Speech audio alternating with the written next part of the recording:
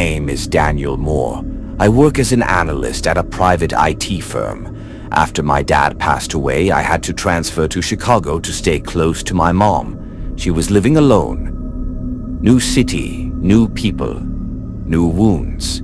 I found an apartment in a complex near Gulberg Heights, flat hash 703.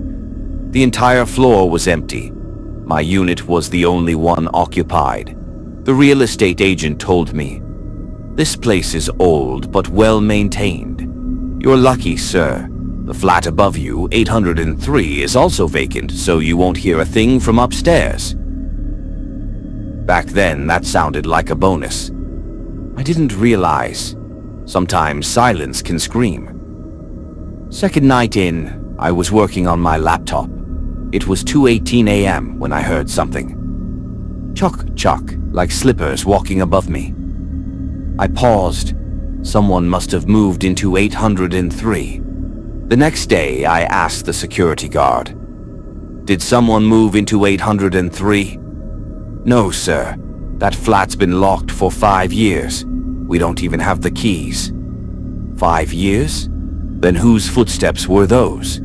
That night, I heard them again. Only slower, heavier, like someone sleepwalking. And then, thud! It sounded like furniture dragging across the floor. A cold shiver ran down my spine. One afternoon, I got into the elevator from the 7th floor, heading to the basement. But for some reason, the lift stopped at the 8th floor all by itself. The light flickered. And for just 1 second, I swear I saw a tall woman standing outside the elevator, right at the door. But when I turned my head fully, no one. Later, I checked the security camera feed. That moment, corrupted, blank, glitched. That night, I experienced sleep paralysis for the first time. I couldn't move, couldn't speak. And in the corner of my eyes, I saw her. A crushed, broken-looking woman standing at the foot of my bed. Her head was twisted upside down, and she whispered my name. "Danielle, why did you come downstairs?" I tried to scream, nothing came out. Then she placed her hand on my chest. It felt like my heart stopped beating. When I finally woke up, it was morning, but there was a bruise right where she touched me. I couldn't resist anymore. I had to check out 803. I got off the elevator on the 8th floor. It was freezing cold in the hallway, which didn't make sense. The building had no AC system on that floor. The door to 803 was covered in thick dust, looked like no one had touched it in years. But the handle was slowly moving. As I stepped closer, I heard a soft voice from inside. "Come in, Daniel. I've been waiting." I turned around quickly. No one. Then the door opened by itself. Inside was nothing but darkness. I talked to the building's caretaker the next morning. He looked uneasy, but finally said, 803 used to be a family unit, a mother and her daughter. The girl had sleepwalking issues. One night, she walked off the balcony, jumped, and the mother? She locked herself in the bathroom and set herself on fire. Since then, 803's been sealed.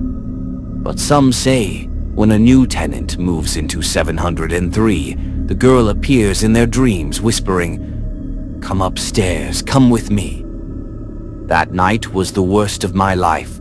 3:03 a.m. my phone flashlight turned on by itself. Then a message popped up. "I'm in your flat." Terrified, I opened the camera feed. In the living room, a girl in white clothes was hanging upside down from the ceiling. Then she started crawling, sliding toward my bedroom door. I slammed the door shut and locked it, but her feet began crawling under the gap between the door and the floor. She whispered, "Daniel, just come upstairs once. I'm so lonely." I ran, got in my car, locked the doors. I was breathing heavy, trying to calm down.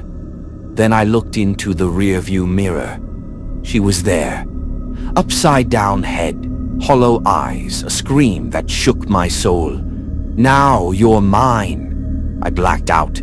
Woke up in the hospital. Doctors said it was a stress attack.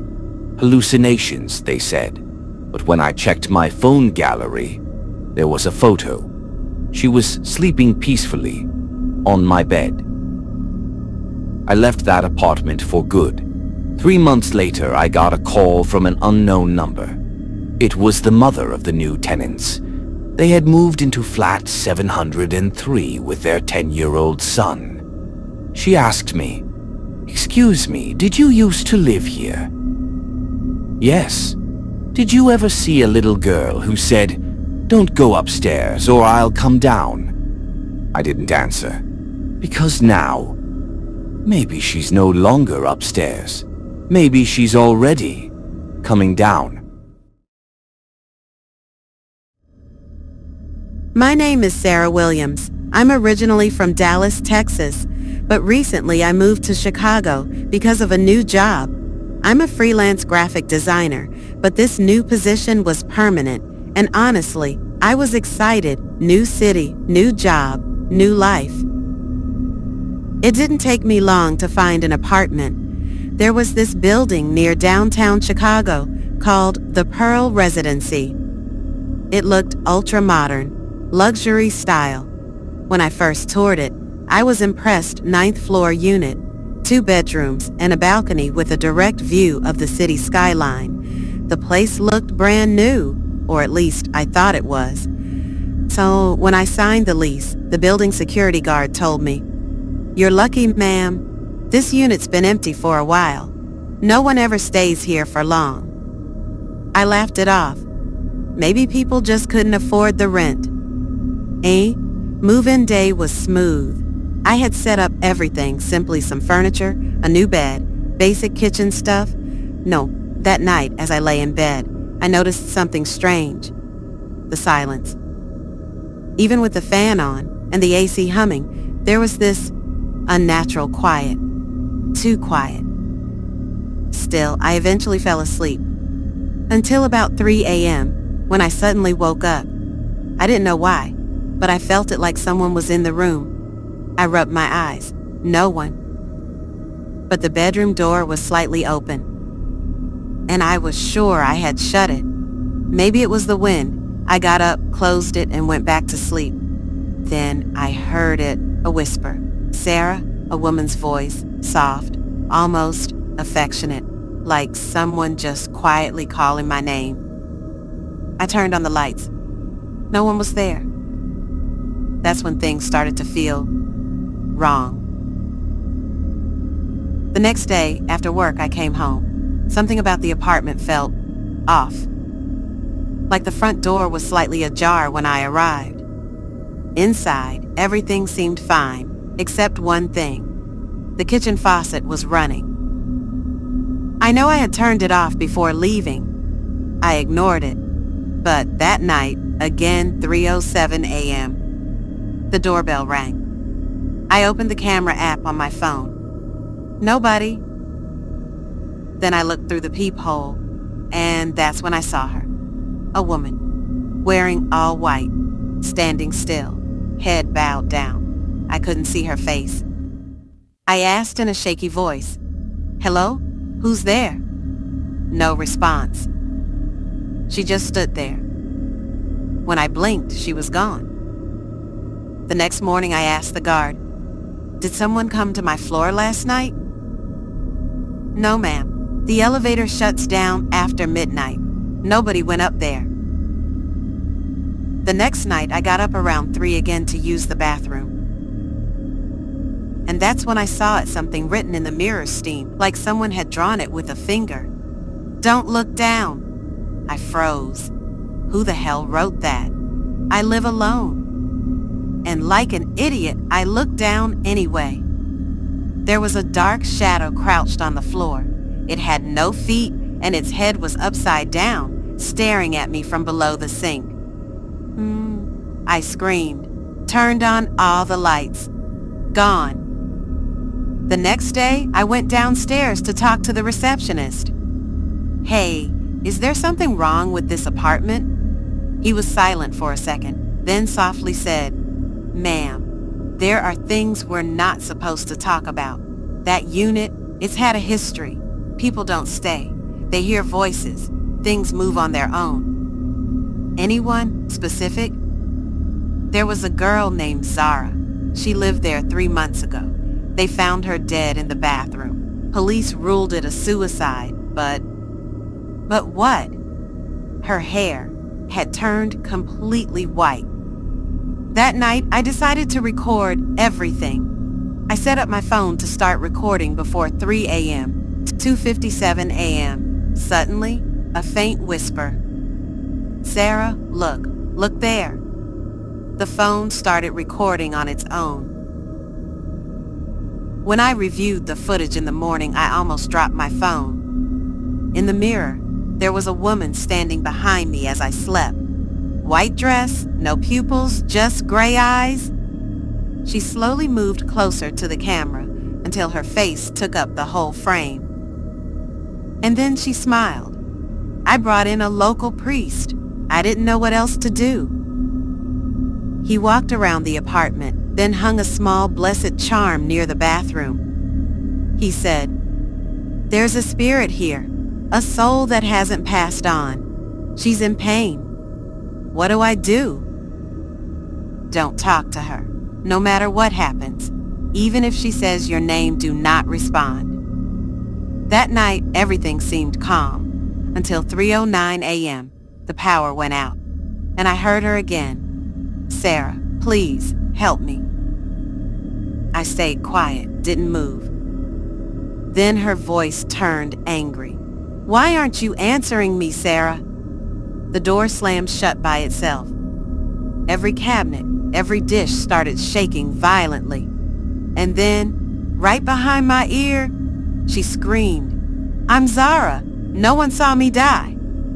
I ran up to the rooftop. Cold wind, empty city below. I could barely breathe. And my phone, it was glitching. A video clip started playing on its own on repeat. "Sarah, take my place, please." I felt like I was losing my mind. Then I felt a hand on my shoulder. I turned around. It was Zara. But her head was completely upside down, and her eyes were hanging from the wrong place on her face. She whispered, "Jump." I woke up in the hospital. Apparently, the guards found me unconscious on the rooftop. They thought I had a seizure. I moved out the next day. Every wall in that place felt like it was still watching me. 3 months later, I got a text. It was from someone named Alyssa, a girl who moved into the same unit. She messaged me, "Hey, did you ever see a girl in the bathroom mirror?" My name is Hannah. After going through a painful divorce, I moved to New Jersey with my 6-year-old daughter, Ruby. Life had become difficult, but I needed a fresh start. I found an apartment in a place called Soulstone Towers. The name sounded strange, but the rent was low and the place seemed okay. The building was old, but the moment I stepped inside, I felt this odd kind of calm, like peacefulness wrapped in discomfort.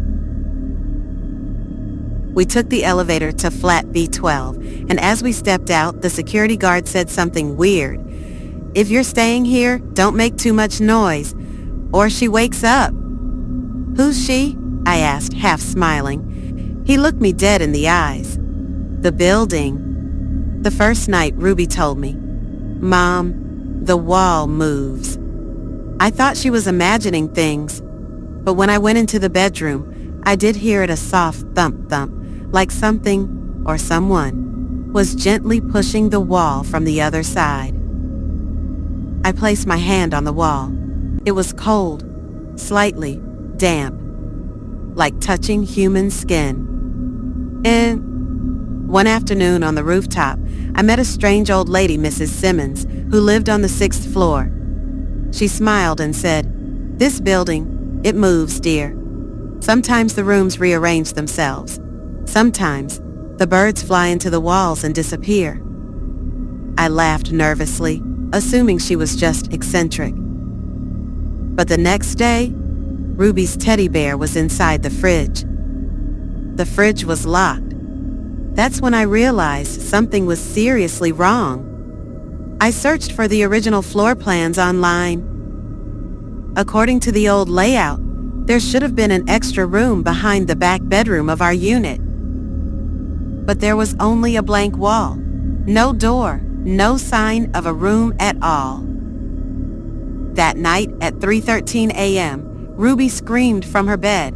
"Mom, she went inside the wall. I saw her eyes." I grabbed a flashlight and ran to her room. On the wall, there was a smile scratched faintly into the paint, like someone inside the wall had carved it out with fingernails. When I turned off the light, the smile vanished. I installed a small security camera in Ruby's room. Next morning, I reviewed the footage from the night. 2:58 a.m., Ruby sat up in bed. Her eyes were shut. She walked slowly to the wall and started talking to it. "Yeah, I'm alone too. No one plays with me either." Then, a hand came out of the wall, pale, slow, and covered her eyes like a veil. I screamed and slammed the laptop shut. I went to the city records office and requested information about Soulstone Towers. When I opened the file, my blood went cold. The building had been constructed over an old mental asylum that burned down decades ago. Dozens of patients had committed suicide inside. The foundation stones were allegedly mixed with blood-soaked soil from the original grounds. And on the last page of the file, a handwritten note read, "This building is alive. Every new soul feeds its hunger." The next day, Ruby vanished. I searched the entire building, rooftop, basement, emergency exits. She was gone. When I returned to flat B12, I found writing on the bedroom wall. "Mothers always understand too late." Then I heard it, her voice, from inside the wall. "Mommy, I'm here. Can I come back in now?" I grabbed a hammer and smashed into the wall. The smell was awful, like wet dirt and burnt skin. But then the wall broke open, revealing a tunnel. Tiny, narrow, just big enough to crawl through. I went in. Inside, I found a dark corridor. In every direction, I saw faces inside the walls. Eyes staring at me, and they were all smiling. At the end of the corridor, Ruby was sitting quietly, her eyes completely white. "Now this is our home, Mommy," she whispered. "You should stay too." I woke up in the hospital. The doctor said I was found in the elevator shaft, searching for my daughter while the elevator was still moving. Ruby was never found. Flat B12 has been sealed off. People say the families who move in either go mad or never leave. And sometimes, if you stand quietly by that wall at night, you can still hear a little girl whisper, "Can I come out now?"